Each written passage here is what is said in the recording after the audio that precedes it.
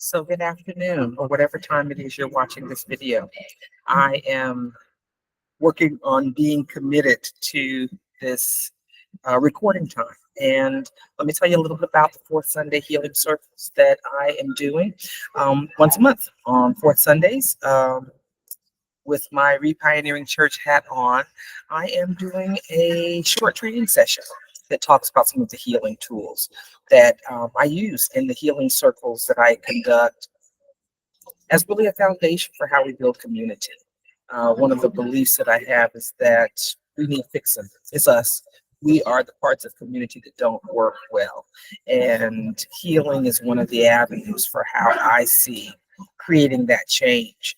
And then we do all the other stuff in community that's important, like does everyone or as many as possible have a roof overhead and food on the table. So today, this is the May recording. I'm doing it a little bit earlier because I am traveling. So I'm sitting at the airport and hoping that the audio from around me doesn't bleed through too much. But let me tell you why I'm doing this and why I'm really pushing myself to be consistent. And I use the tools. I use these tools in real life. And part of my realization and really thinking through how to make this available to individuals was the idea of hoarding information. And in the professional world, I've been a consultant for many years, among other things, and information is valuable. And I thought, what are my values about hoarding information on healing? Somebody wants to heal. How do you deal with that? Um, do I say I'm only going to give you these tools that I truly believe work in my life and in the lives of others that have used these tools? There's evidence-based research behind these tools that say that these tools are very helpful in dealing with just the trauma that life, existing in a traumatizing world, place on you.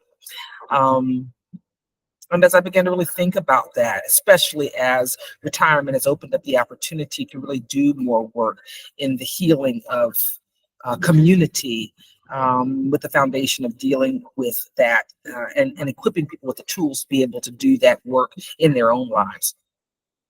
My realization was that my values are that healing is not something that I want to hoard.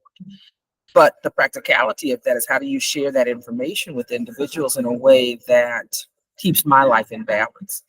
And part of my decision was that I'm going to make available the information on healing that I use in the work of community healing and community development and redevelopment, the repioneering of society, of community, of our lives, of our households. And so I said, how can I do that? How can I do that in a way that becomes sustainable for me? And I decided that once a month I would conduct a training. And if someone participates with me, then we can use the tools in live. And if not, I'll just present the training. And hopefully, by doing this once a month, that will create a catalog of videos that individuals on their own time and their own pace can go to, but then they can use those as live coaching for themselves. They can start and stop the video as they need. They can practice the steps. We encourage the journaling process, the writing process of these steps. There's just a whole lot of research and information about the writing process, especially as it relates to healing. And so part of this is really being consistent for myself, trying to fit this into life in ways that feel balanced for me. And so today, in order to do that, because I'm traveling around the time that I usually have scheduled to do this, I just decided to move it early. If people are here, fine. If they're not here, that's the benefit of technology, that it's like suspended animation. They can push the button, and when they push the button, it's right there as if it were live. So that's what I'm doing here today. So I thought, what would give another diverse perspective on how this really is applicable. I thought, I'll just take it from my real life. In retirement, I've got some really cool projects. We're building intentional communities. We're building physical spaces where we're building it from the ground up, with community in mind, with people in mind, with healing spaces and relationships in mind. And one of the things that we're having to do is rethink how we do business. Um, Business as an extension of who I am. How do I make sure that my business aligns with my values, the values that I've chosen for life? And part of this is these tools are not a rigid framework. They're not a rigid set of rules. It's a framework. And so one of the things that we have developed in this process of really socially experimenting with these tools in the business environment to see if there's relevance. Do these tools work if you use them in the business relationships that you have? The answer, of course, is yes. But I thought I would share the training from that perspective. Typically, we go through the training in about 5 or 6 steps. But I've broken it down even more specifically because then this format can be used in the business debriefing meetings that are conducted if you're using this framework in your real life. And for many of us, that our real life includes the workplace. For me, it's a retirement workplace. I do it when and if I feel like it, at the pace that it really feels life supporting for me. But I am a tinkerer of all kinds of things. And so usually I have quite a few projects. And now I've got some big ones and some small ones that are going on, including some building projects internationally, a building project in Ecuador, as well as a building project that's unfolding in Georgia, back in the United States. So I'm going to be talking from that perspective today and really walking through the steps and giving you some instructions. My encouragement, if you want to know how to use this information, would be to pause after I give each instruction, each phase of the process. Pause. Pick a situation in your own life. Pick something in your life or in your work life that has caused some uncomfortable emotions. Doesn't have to be big ones, doesn't have to be small ones, but you can also pick some things that have caused pleasant emotions. Oftentimes this is used when it's just dealing with trauma and things that have caused upset and disruption in your life. But this framework works also to point out the positive things in your life. If you're trying to encourage yourself to do more of these things, how do I check to see if the things I'm doing line up with my values? The things that I enjoy doing, seeing if they really align with my values, or if they, in the enjoyment, are actually causing some detriment to my life. So I encourage you to use the pause and do these steps in real time. So I'm going to start in looking at how I am using this in some of these business involvements. Things come up. Things come up that upset me, that disgust me, that frustrate me, that make me angry sometimes. And so as those things happen, I go through this process. The partnership that I've developed, we talk about these things, maybe not specifically in this format, but definitely it is in this format in my mind and in my thinking and even in my conversations. And so I encourage you to use these steps to just try out and see if these tools can be beneficial to your life. And that's why we're putting these online. I want them to be available so that if individuals say, I need some help in really beginning or in seeing some tools that I can see the benefits of, I can see me getting to some resolution and dealing with some of the life traumas that are happening. And so that's where I'm starting at today. So thank you for joining and taking time to watch the video. And I'm gonna hope that the audio is working well enough to be able to decipher and that technology is somehow minimizing the background noise. But let's start.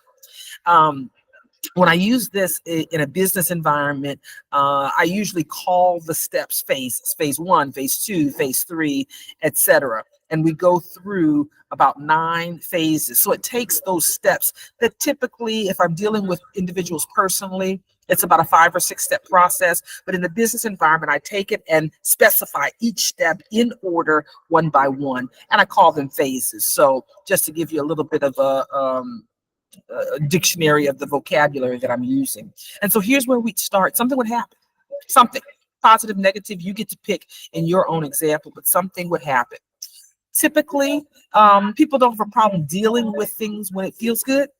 So I'm going to focus on something that's happened that creates any kind of uncomfortable emotion, regardless of how big or small. So think of emotions that would be uncomfortable for you. Somebody disgusted you, or something happened and you felt disgusted. Something happened and you felt angry. Something happened and you felt hurt. Pick something like that. And if something like that were to happen, typically in the business environment, how I've used it recently, we've had a situation. We've been dealing with someone in business, or we've been attempting to deal with someone in business, and something about that interaction did not feel good. And I would then stop and I do some personal processing to say something ain't feeling right. Something's not lining up with what feels good to me, to my spirit, to my insides. And so the very first thing that this process tells you to do, phase one, summary of facts.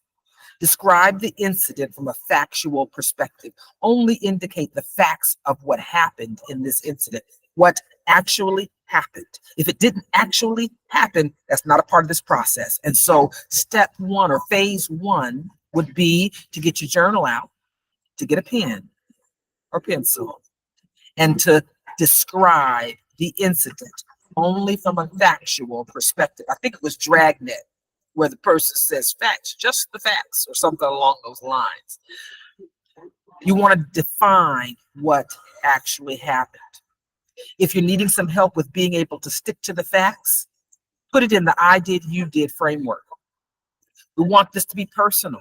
We want this to deal with the person that you're interacting with in this particular engagement that doesn't feel good to you. And so it would go something like, I did this, and you did this, and I did this, and then you did this, and then I said this, and then you said this, and then I did this, and then we walked away, or whatever the end of the particular incident would be. And that would be phase one.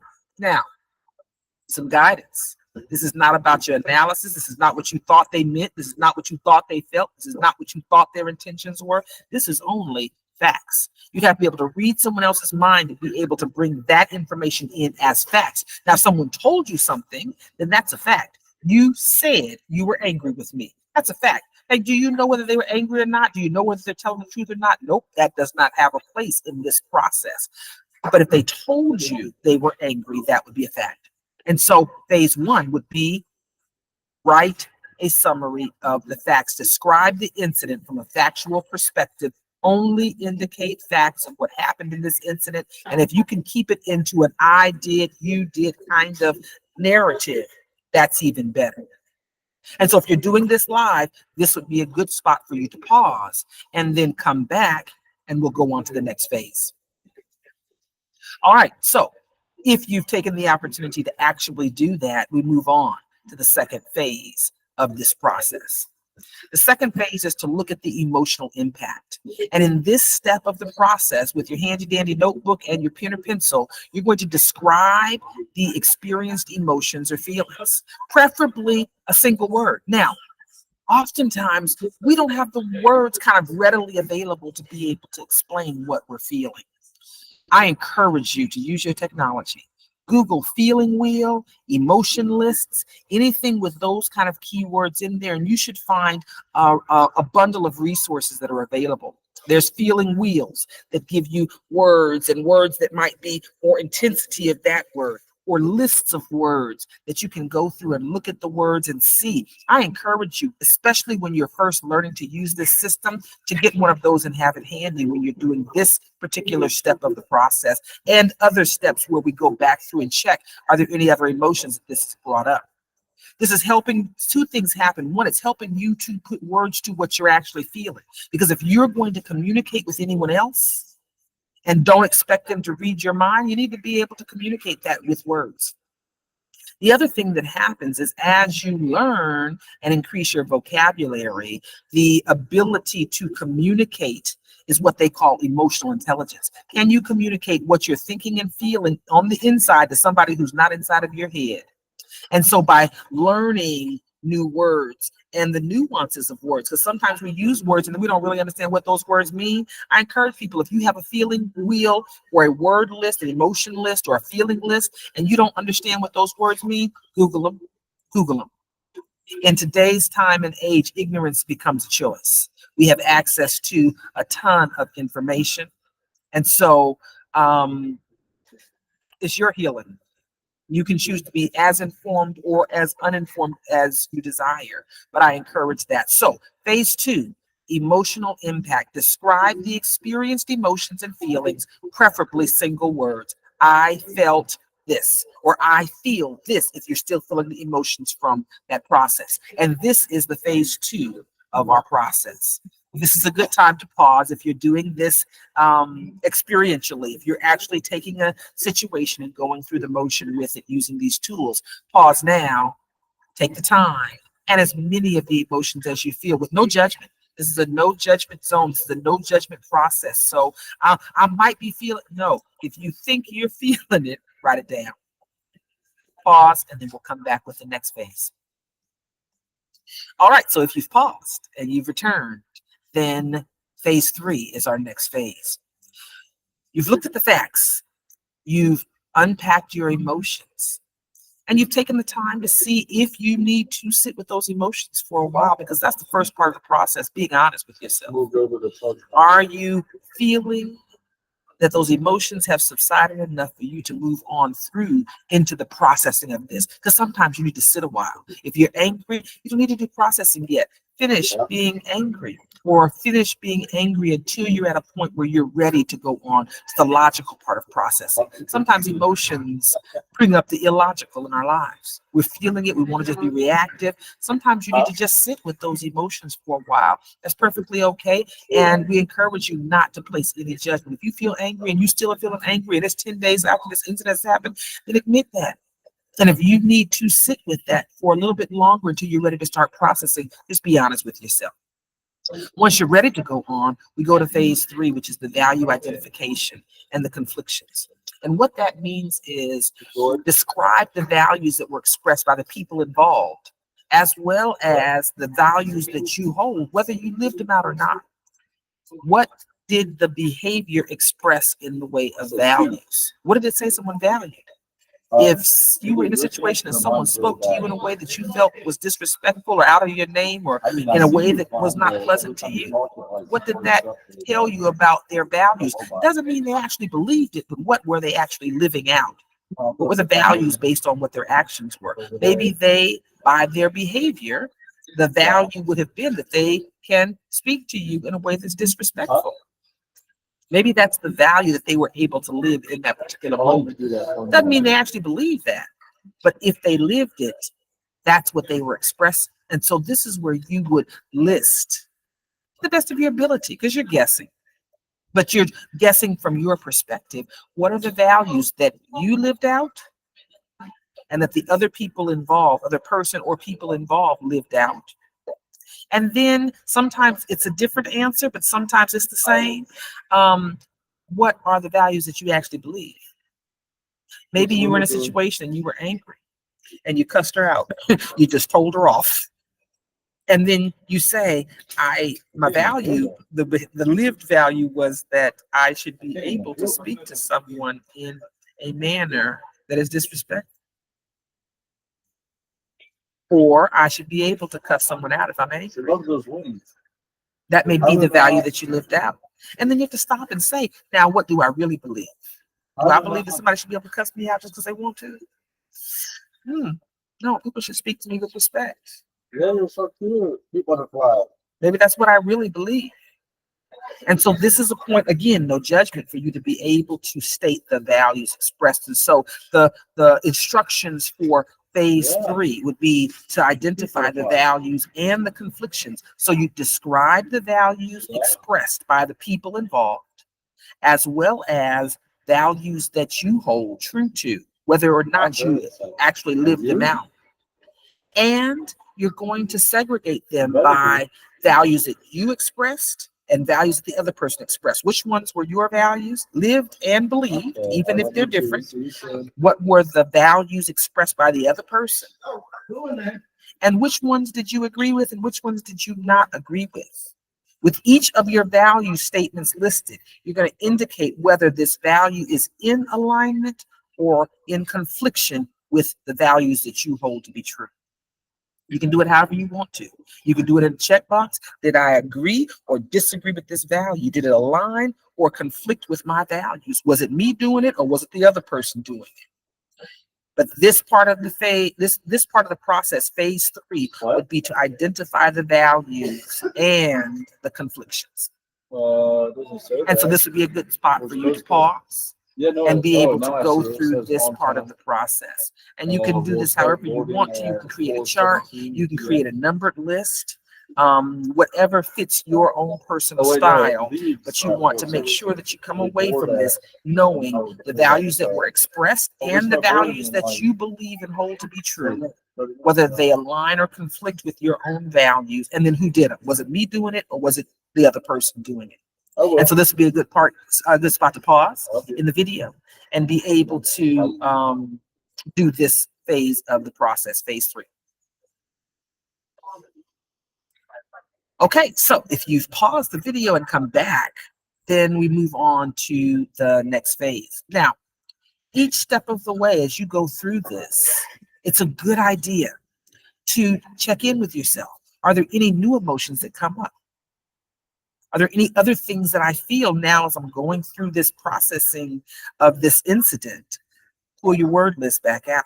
Pull your feeling list back out. See if there's any other emotions that come up for you. And if so, go back to your phase 2 of the process and include those in there. We want to process as much of the stuff as we possibly can. The last vocation that I retired from, or that I entered retirement from, was as a farmer. If you ask anybody about weeds, they tell you if you leave the roots in, it'll come back. It'll come back. Healing is the same way. You get to decide how deep you go, and you get to decide how many of those roots and tentacles you get to take out. If there's emotions that you haven't been able to process, they may still be there and they may still come up at different times. Doesn't mean that your processing is not good. It means deal with as many layers as you possibly can. Make a commitment to yourself to try to get as much of the weeds of your life, the trauma creating situations, out of your life as possible. But that's a personal choice. You can go as deep or as shallow as you want to, as you need to, as you have emotional energy to do. Healing takes emotional energy. And if you've only got a little bit of energy, do a little bit of healing. Those layers may still be there, the deeper layers, but you can get to them one layer at a time. So don't feel obligated to go deep diving on everything. Some days you don't have the emotional energy to go that deep. Other days you do. So it's up to you to be able to set the pace of your own healing. That's something that I don't do for other people. So as you go through this process, you want to be able to add any emotions into them. But phase 4 takes us into now looking at what this incident has cost us. And so phase 4 of the process would be describing the losses experienced because of this incident. Sometimes it's time. It's time that you didn't like how that time was spent. I spent time being angry about a situation. Sometimes it's bigger losses than that. Sometimes it's lost relationships. Sometimes it's other situations in business. We use this style or breakdown of the process in business relationships. One, because it requires no thinking. You can go through it step by step instead of having several of these things grouped together as a step. But sometimes it's time. My personal experience was where I used this recently in business was we were considering a particular vendor and didn't like the way it felt. Didn't like some of the behavior and how we were dealt with in the situation that we were negotiating. And the loss was a month of time. Quite a few meetings, quite a few hours of time and energy spent. And it didn't feel good. And I'm doing something that I'm doing by choice because I want to, and it doesn't feel good. I don't want to feel bad. I lost feeling good during that time that was spent on this project that I'm passionate about. That's a loss. That's a loss. When I have control of my time and I want to spend my time feeling good about the things that I do and spend my life energy on, this felt bad. That's a loss for me. You will have other losses. You will quantify those losses in your own way. Some things that may be a loss for me might not be a loss for you. This is very individualized, but this part of the process has counted the cost. What did this cost you? What were the losses? Losses aren't always financial losses. It's not always money. Sometimes it's time. Sometimes it's time and how you felt in that time. It's a loss for you. Was it a win or was it a loss? I felt horrible. That's a loss in my book. So each of us gets to decide that. So phase 4 would be to describe the losses experienced because of this incident. In this situation in business, the loss was some finances. to resolve a situation, close the door on some business relationships. We say, let's just pay them. Let's just pay. Stop what we're doing. We're not going to do any more work with these people. Stop. Let's just pay them. If they give us a fair price, we will pay it. We ended up paying the high end of what we felt was fair. We said, this is the maximum we pay for this. We're paying them that to be able to end this and resolve this and know that we've done the right thing, or at least feel like we've done the right thing based on our values, based on the values that we have for ourselves and for how we've chosen to do business together. That was a loss, the financial loss of perhaps paying a little bit more than we would have paid normally. But we made that decision that we were willing to take that loss in this particular situation to end the business relationship with these individuals who may have been violating our values in a way that, if we continued, would have continued the trauma that we would experience from the interaction. Well, this is a good point to pause. Phase 4, you're going to describe the losses experienced because of this incident. All right, so if you've paused and unpaused, we're now going to move on to phase 5. And this part actually describes your thoughts or behavioral responses that you made after this incident or because of this incident. So this is really taking a moment to look at, after this happened, what did you think? And what did you do in response? Hopefully, if you're actually going through the steps, going through these phases with a real life incident, one of the things that you're doing now is, I'm using these social tech tools to process this incident. Maybe you talked with someone, maybe you cried, maybe you said nothing, maybe you were silent, maybe you ran away, maybe you got into a physical altercation. Maybe you cussed them out. We talked about that earlier. Maybe you just went off the rails and, gave them a piece of your mind, a real good piece of your mind, in not quite the most loving way, perhaps. But this part of it is to describe your thoughts and your behavioral responses that you made after the incident. Sometimes this is stuff that's listed in the fact telling. After this happened, I then did this, and this. Sometimes it's not, but this is a specific part of the process where we want you to isolate those thoughts and behavioral responses. What did you do in response to this incident? And so if you're going through this with your own incident, this would be a good place to pause and do phase 5 in your journal. Okay, so you've done phase 5. And again, each step of the way, you're going to check in with yourself. Are there any new emotions that I'm feeling? Because this may unearth some parts of the incident that you forgot to really process when you thought about it up until this point. So we want to stop and make sure that you're capturing all of that to be able to say, yep, and I felt this way too. Or, yep, and I feel this way too about this incident that I'm going through. And then we move on to phase 6. We take and we look at your behavior. We look at the things that you did, and we look at that using the same mindset that we did in phase 3, where we look at the values expressed by your responses. What are the values that your responsive behavior illuminated? Sometimes those are values that you hold true. Sometimes your behavior goes against values that you believe in. And so you want to look specifically at your responses. What did you do in response when this incident was unfolding, or immediately after, or after this incident unfolding? What was your behavior? And you want to say, what were the values that my behavior expressed?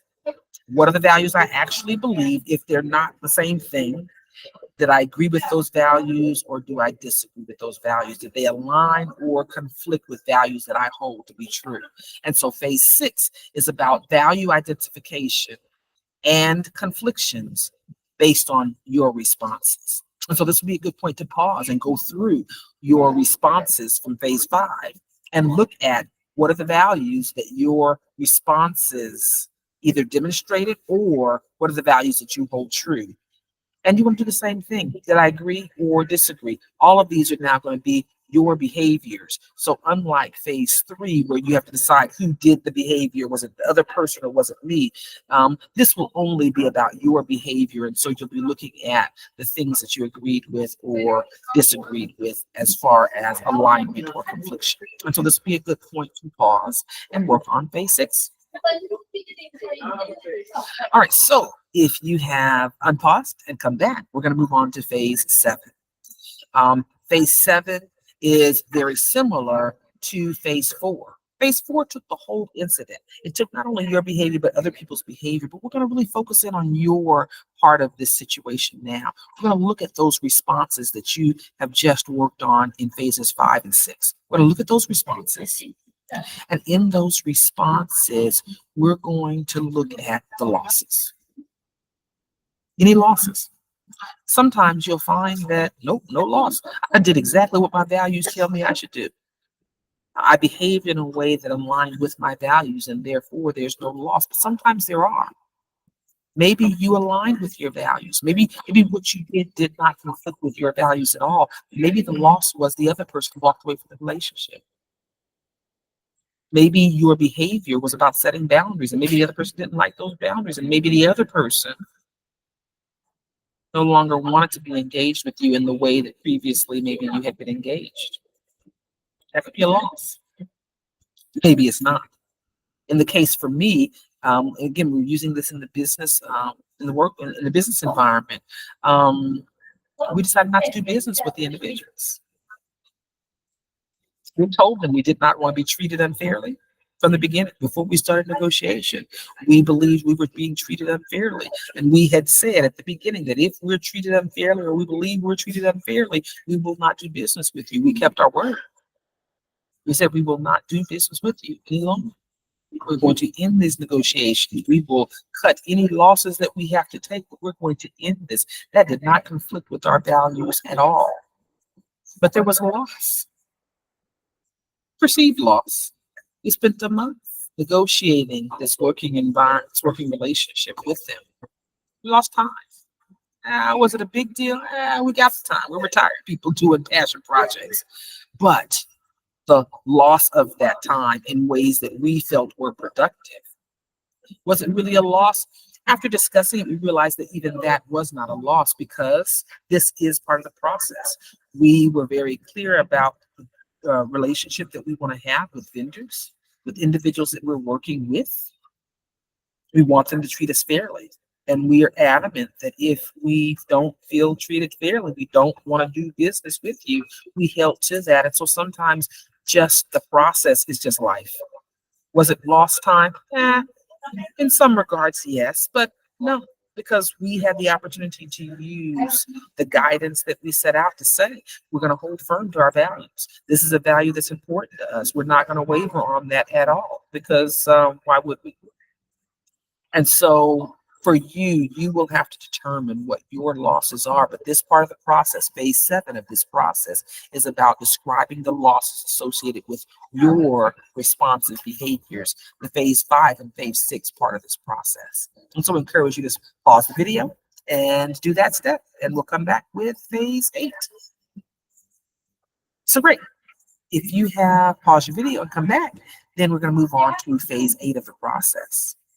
And this is really about bringing now all the information to the table for you to do your processing. All of this has been the precursor to not doing the processing until you have all the information on the table. And so this part of the process is about consolidating the list for you to be able to have the tools to look at. And so what we have you do is to create a consolidated list of the losses that are experienced. And you should have those listed in phases 4 and 7. Not a whole lot of thinking. You may want to go back through and challenge your emotions. Are there any other emotions that you're feeling in this process? But this is about giving you all the tools on the table before you start doing your real final processing and trying to come to a solution with this particular incident that you've been working with. And so you'll take the losses that you identified in phase 4 and the losses you identified in phase 7 and create a list of that to be able to reflect on. And so I'll give you just a moment, pause the video here, and create that consolidated list. All right, so that is phase 8 of the process. And then phase 9 is about the resolution. Once you've taken the time now to look over the incident, the facts of the incident, what actually happened, to honor the emotions. What did I feel? How did I feel about this situation? Like if I'm being totally honest with myself, what did I really feel? Because your healing is tied to your ability to be honest. At least that is my experience. Once you've looked at what I felt, how did this make me feel? Then we go into why did it make me feel this way? Because each of those areas where your values have been conflicted, and that is the ground zero of trauma. Anytime your values are conflicted, that is where trauma starts. As you're able to see those emotions, you'll be able to directly tie them to the values. This particular behavior conflicted with my values. Doesn't matter who did it, whether it's the other person or whether it's you, that is where trauma starts. That's ground zero of trauma. And usually that is the place where those emotions are tied to. I feel this kind of way because this was happening and it did not align with my values. Something about that thing did not feel good. And here's the emotions of what kind of not feel good variety it was. It made me feel angry when you did this, but it also made me feel guilty when I did this. Fear, guilt, and insecurity. That's the ego stuff we're always talking about in spiritual circles. Fix the ego, heal the ego. As we look at that, we then are able to see, and what did I do? Because that step usually makes it very clear on how you created trauma in my life. But the phases 5 and 6 talk about how I created trauma in my life. And we lay that out. And then we look at, because of the trauma created by both me and you, oftentimes, these are the losses that I suffer. These are the real losses. This is the real cost of this incident when we were not living in love, when we weren't able to live out the values that we hold as truth, loving values in our life, if those are the values you're holding on to. And now that we're able to see this more clearly, the places that traumatized me and the trauma that I created in my own life, this is where we then come to phase 9, which is the resolution. Develop a resolution statement for this incident. When I'm working with individuals on a personal level, not in a business environment, this is the dear self letter. Dear self, if I'm being totally honest, now let's have a talk about this situation. Dear self, you didn't live up to your values. And as a result, you created trauma in your life. Or dear self, you were in a very difficult situation where somebody else was creating trauma in your life, but you held true to your values. You lived out the existence, the person that you say you are. In the business environment, this is the dear team letter. All right, team, what do we now say about this situation? For me, in the business environment, it was, we stood firm to our values. We told them up front, if you treat us unfairly in an unjust way, we're not going to do business with you. And doggone it, we did exactly what we said we're going to do. Yay, team. Yay to sticking to your values. Yay, team. How does that feel when you stick to your values? It feels pretty good, doesn't it? It feels like honoring yourself. It feels like being loving to yourself when you're in situations where others aren't. How does it feel to set your boundaries and know that these boundaries are to keep you from being traumatized and to keep your team from being traumatized? Dear team, good job. Dear self, good job. Dear self, we did the best we could, and our best is getting better. Dear self, let's keep working on our best so that our best can continue to be better and better. The resolution part is the goal. because this goal is for this trauma to be resolved in a way that brings us back into balance, that it provides restoration to us, that it undoes the damage that damaged people create in the unloving parts of our relationship and interactions with each other. And so I'm going to give you a moment to pause and do phase 9, resolution. If you've gone through each of these phases of your own personal incident, what's your dear self letter? What do you say to yourself? Now, this should be in your most loving voice. This isn't the voice of judgment. This isn't the voice of guilt creation. This isn't the voice of all of those things that come from the ego. And sometimes that too is hard. And so I tell people, especially when they're beginning to use this process, if speaking to yourself in loving ways is challenging, act like this is somebody else talking to you, or act like you're talking to someone else. If this incident happened to someone else and you were able to understand all of these facts of the situation and you were trying to be a loving coach to this person, life coach, coaching them into loving themselves more, how would you talk to that person? Because sometimes that's how we need to begin learning how to talk to ourselves.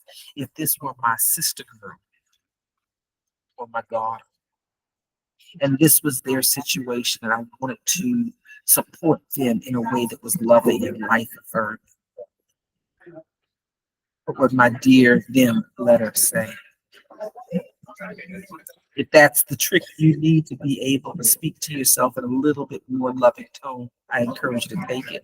And so pause the video and let's do phase 9, the resolution part of this process. All right, so you've paused the video and come back. And it's looking at how does this feel? Because hopefully through this process, it not only helps you work through that process,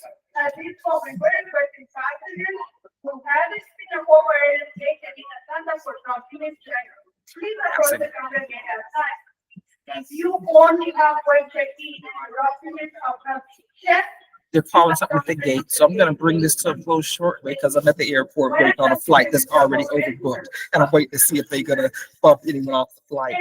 But this also should help you illuminate what your values really are in life for real. I encourage families and businesses and partnerships of all kinds to create a book of values and expectations. What are your real values and expectations in life? Write it down. This hopefully helps give you some tools to be able to get started in using our social tech tools. And again, we're putting these online for individuals to use. It's not just good information, we want you to use it. So hopefully this will give you a format that will let you be able to take this step by step and work through some issues in your life just to be able to practice with it and see if there's any value to you and learn how to think in this way. So thanks for joining me. Thanks for letting me do an altered time, but hopefully you'll be able to find this and some other videos that go through this training, a little bit different formats that may fit your style a little bit better. This particular breakdown into a 9-phase process is what I use in the business environment. I use this for real in my business relationships, but it is a process that lets you be able to go through with a group or your team to be able to go through situations that may happen that you all may be involved in or some of the team members may be involved in to make sure that you get into a resolution and making sure that you're living true to your values. Thank you very much for being able for sharing in this time with me. If you'd like more information, feel free to reach out. You can reach out to us at nowastedtime.com. Contact information on some of the projects that we have going on. But if you'd like to learn more about the training and other opportunities to be able to participate in training in various formats, you can reach out on nowastedtime.com and see some of the links to things like the International Welcome Center or the convertible community work that we're doing or other projects that we have that are under that collaborative banner. Thanks for letting me share. Have a great day.